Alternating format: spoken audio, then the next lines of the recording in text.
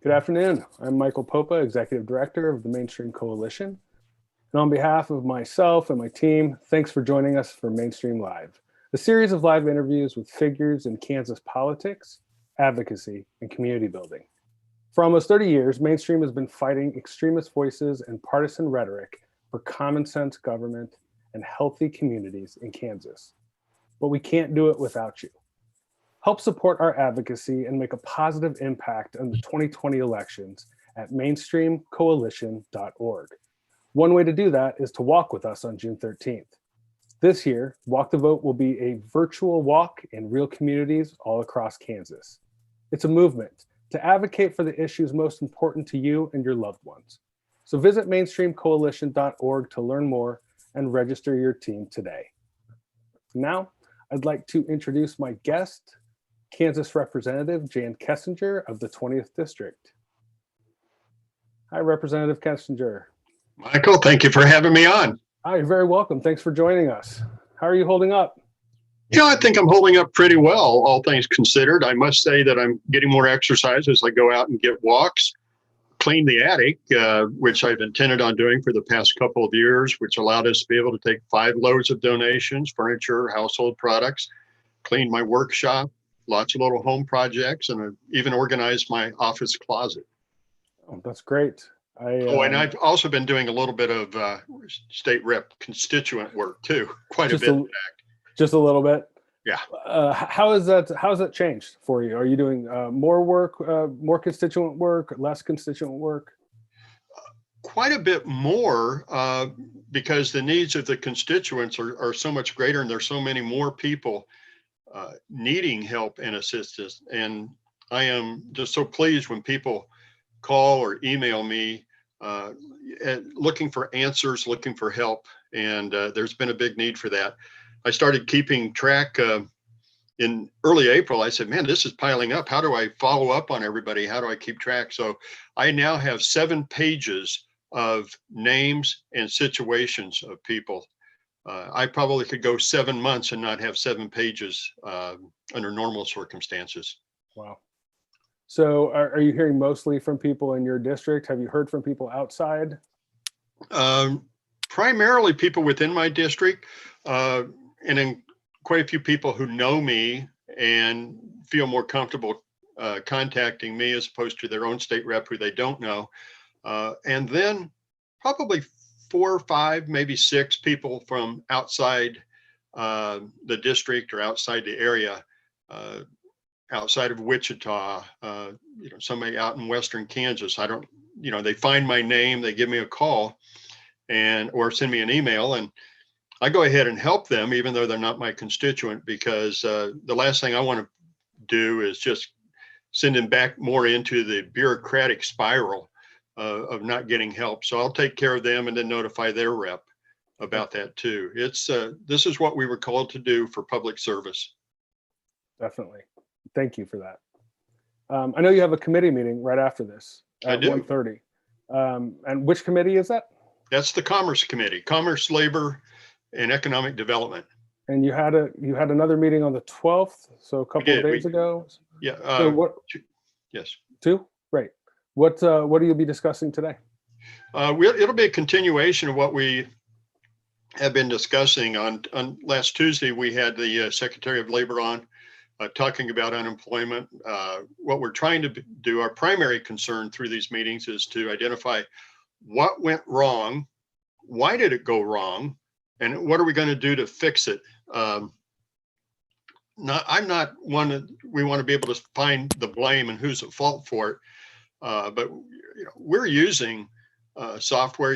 I'm sure you've heard the story that it's 40 years old. And every time it would come up, we run on such a tight budget that you say, oh, you know what? It's running fine now, so we can put it off another year, and it's calling it kick the can down the road. When I was on the Appropriations Committee a couple of years ago, we considered investing in upgrading the state's computers, software and hardware, and we didn't do it. We're saving money. The state also has a history of spending lots of money on IT and not implementing it. So maybe this will be a wake-up call for us. But in the meantime, we've got to take care of the people who are being affected. Sure. Well, and to some extent, you're doing that. The legislature was called back to convene for just one day on May 21st to end the session. So other than passing the budget, realistically, what do you think can be accomplished? Well, and that's one of the things we're going to do. Let me go back to our Commerce Committee meeting. That when then I'll talk about others outside the Commerce. Need to figure out, do we need to change unemployment status? Can we eliminate a prepaid sales tax? Right now, sales tax is paid in anticipation of the sales that you will make. Should we abate that? Should we hold off on that? Businesses are going to be in big cash flow problems. We want to be able to take care of that. We also want to be able to limit legal liability for people in the public who are facing the public. Let's say like a health worker. We're going to limit the liability of them. Or if you go to a restaurant and you get COVID-19 from eating at that restaurant, can we give liability protection to that restaurant, assuming, of course, that they've exercised all sorts of, the health guidances.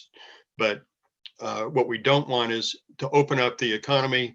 We get resurgence, and then people start suing businesses because they got sick by being there. That's not right. So we want to be able to fix that. We already did pass the budget when we left in March, but it was a bare bones budget, and I'll give the legislature some credit for that, in that we anticipated this could go south quickly, and it has. The big consideration for May 21st, when we go back in, will be revision of the governor's emergency powers or restrictions, and we will extend emergency declaration.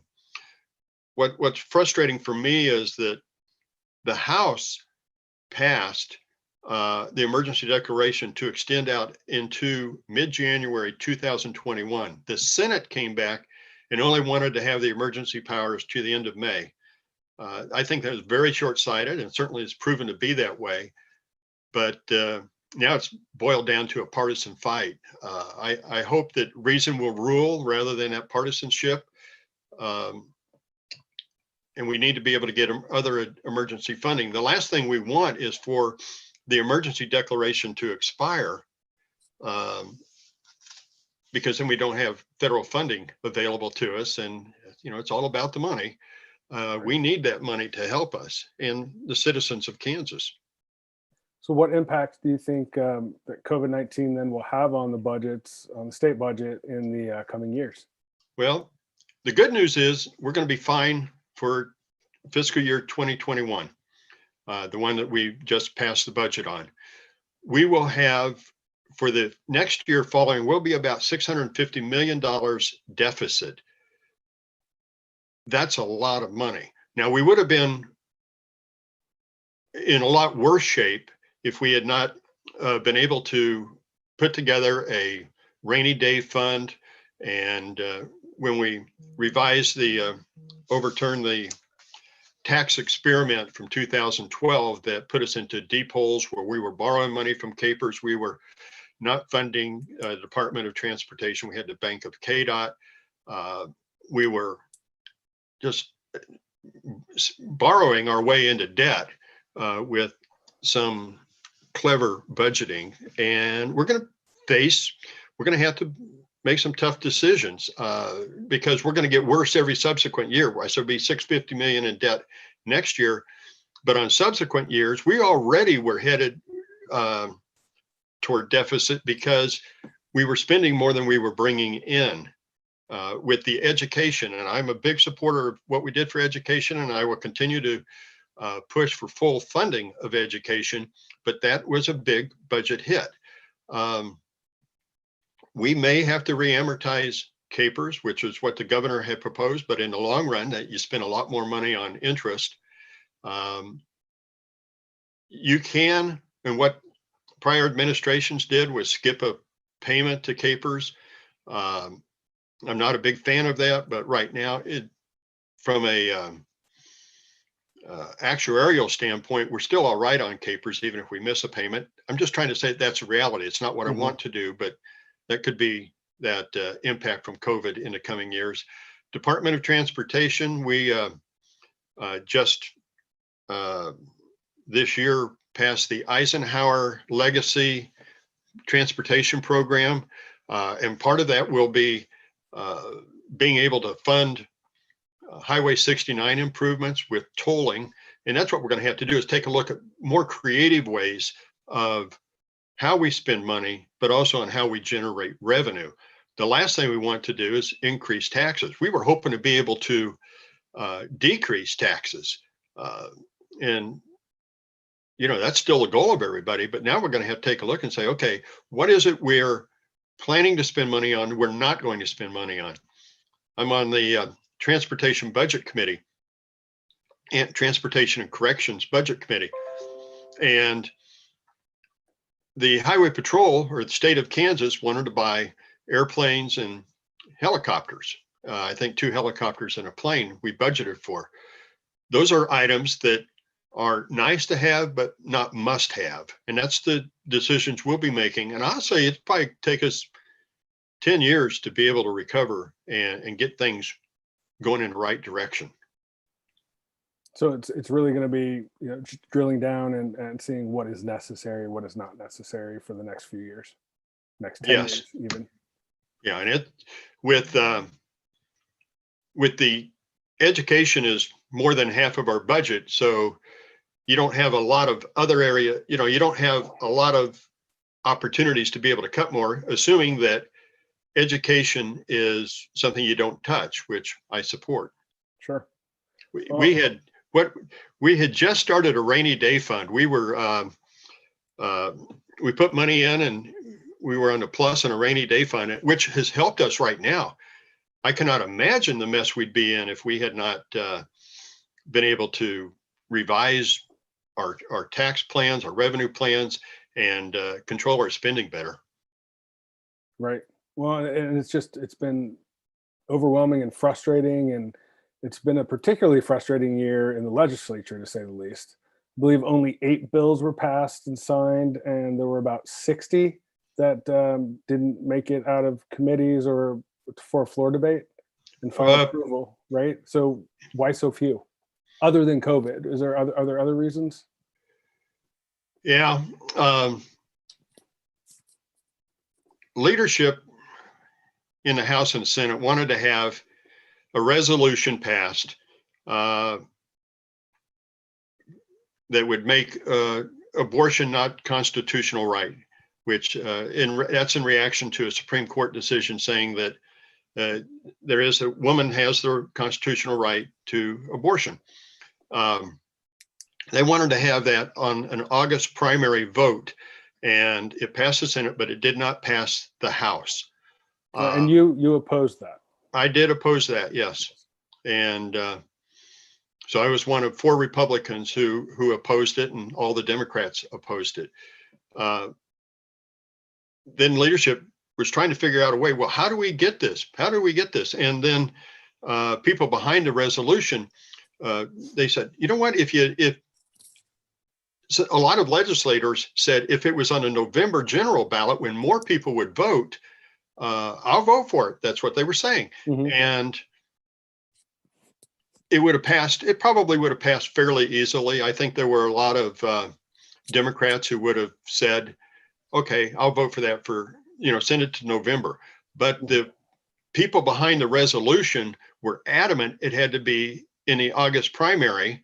They had done polling and showed that that's where it was most likely to pass. So they wanted to have it in August. And you heard all sorts of arguments as to why they wanted to have it in August. Well, people are going to get election fatigue by having to go through a long ballot in November, or, all sorts of other considerations. And this will give it a real focus by having it in August. And no, they just knew that people who vote in primary elections generally tend to be more conservative and would back the resolution. Sure. So the legislation was held hostage. There was no other way to do it. It was either pass that abortion resolution in August, or we're not going to move any of this legislation. And so the bills just started piling up and piling up. And Senator Wagle in the Senate even took, she said, well, if you pass Medicaid expansion, we'll consider Medicaid expansion if you pass the resolution. Yeah, I mean, she just came out and said, I'm not going to work until you pass this resolution. Well, yeah, that's what she said. You're not going to pass it if until you pass the resolution. You can't consider Medicaid expansion. And then she pulled all bills that might have been amendable to Medicaid expansion and sent them all back to committee, never to be seen again. It's terrible. It's very frustrating. And there's no way that can Medicaid expansion can come back, because you need a full day in between, I think, one house approval or one chamber approval to the other, and you're only there for one day. Is that correct? We have looked for every possible way to get Medicaid expansion onto the floor for a vote, and we know it would pass the House. It passed the House last year, or 2 years ago, and there are the votes in the Senate if it gets to the Senate floor, but it's been held up. And what's real frustrating, looking at the Senate again, is that the president, the majority leader of the Senate, who controls what goes to the floor, is Jim Denning, he molded a bipartisan Medicaid expansion bill with the governor, but he can't get it up to the floor for a vote because the president of the Senate won't allow it. Right.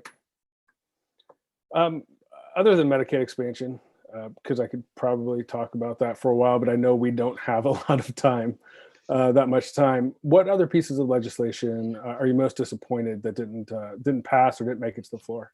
Look, you got me fired up about Medicaid expansion. Okay, let's do it. So, I promise not to go on too long. No, that's okay. In this crisis, Medicaid expansion is crucial. You've got people who are laid off and don't have health insurance. Well, where do they go if they get sick? They go to the emergency room, which is the most expensive type of care. And if they can't pay for it, guess who gets to pay for it? You and I do. It would have preserved the economic well-being of many hospitals. Hospitals are getting hammered through this too. You would have thought, oh, it's a health crisis, hospitals will be doing great. No, nobody's going in for elective surgeries or procedures, or even routine preventative care. And it's very, very expensive not to have Medicaid expansion. But to your question, and what other things? The last 3 years, I've sponsored bill for sports betting so that people could. Do you remember sports, Michael? That's something we used to watch on TV. No. Tell me a little about that. Yeah. Did you know the Chiefs won a Super Bowl? Wow. I sponsored bill for sports betting. We were in, I think it was 2017 or 18. The Supreme Court said, hey, states, you want to offer sports betting? Go ahead. It doesn't have to just be Nevada anymore. Well, 3 or 4 states did it that year. We could have been one of the first, but it didn't go anywhere. And then we tried again and tried again. Now there's 17 states with sports betting, and ours, we just continue to have hearings, but it's never voted out to go to the floor. That's a huge frustration. It wouldn't generate all that much more money for the state directly, sports betting tax. But now, of course, we're talking about the fact that there are no sports right now. And then when I talk about how it will increase business at restaurants and bars, that's irrelevant today too. However, the sales tax from selling more beer, burgers, and fries, people who are playing a game, or betting on the game on their mobile device, going to a sports bar, going to a restaurant, watching it on TV, socializing with their friends with social distance, and just out spending more money in the community. That's going to create more wait staff jobs. It's going to increase tips and income. And then all that additional spending has a velocity that goes and spreads throughout the community and would really help us economically.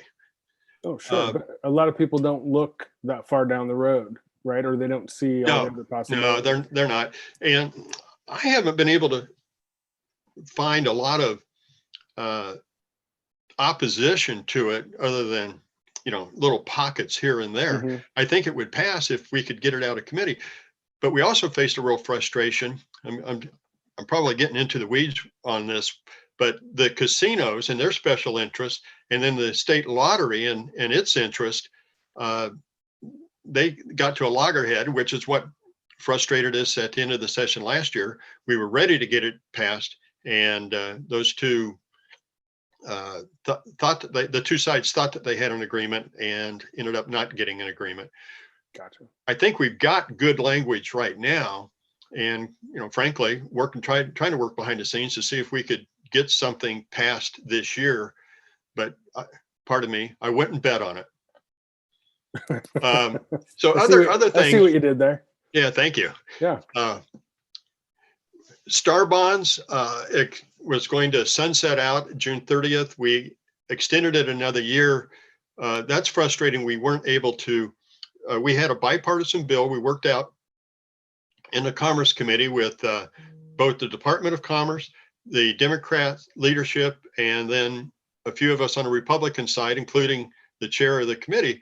We worked out language on improving star bonds and how they would be, create more transparency there, more accountability, but also allow us to be able to invest in projects that would boost the Kansas economy. We wanted to be able to have property tax reform, lower property taxes. We weren't able to do that. We also wanted to be able to allow county treasurers where they could offer property tax payment plans or abate property tax payment in times of disaster, like now. A key one I was thinking of is that wanted to be able to decouple. Right now, Kansas is tied up with the federal personal income tax code. We do what they do. So when they go to $24,000 deduction, we do too.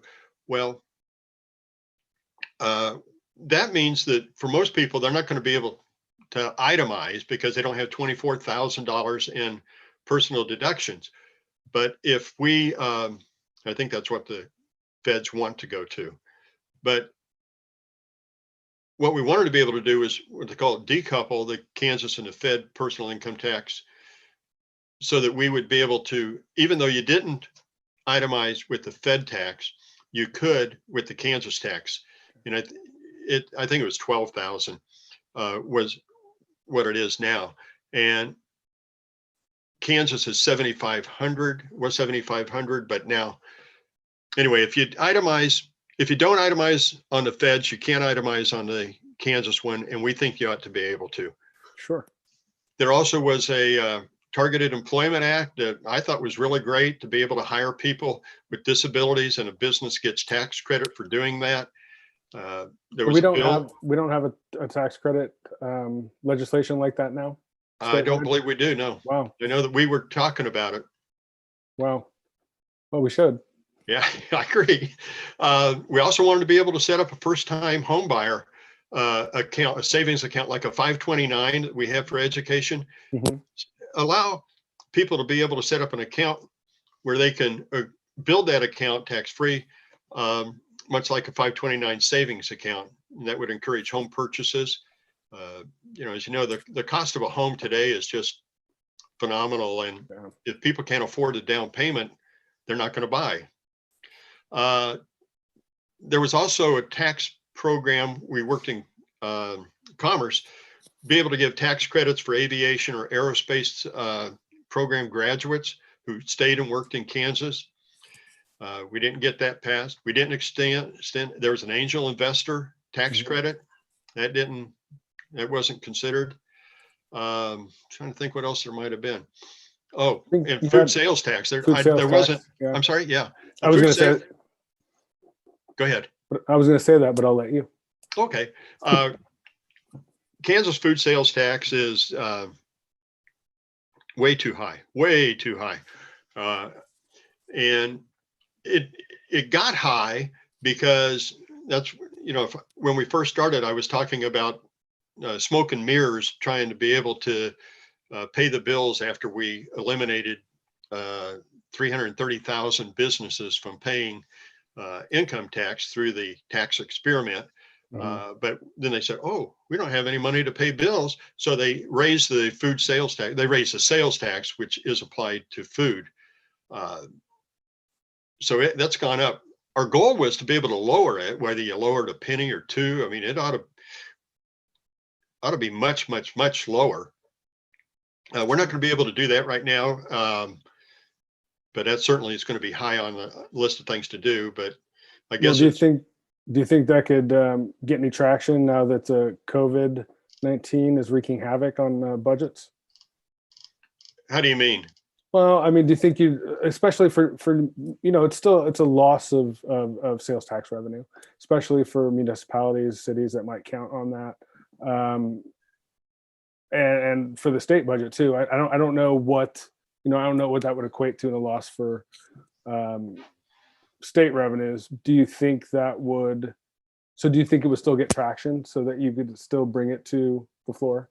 I don't see it getting traction for a few more years, but I know it's a goal. It's a goal of the governor. Sure. It's a goal of most of us in the legislature. Right. Well, it's a good goal. I mean, people are in need. They need help. Well, I know it does make a big difference. It's a regressive tax. Sure, it is.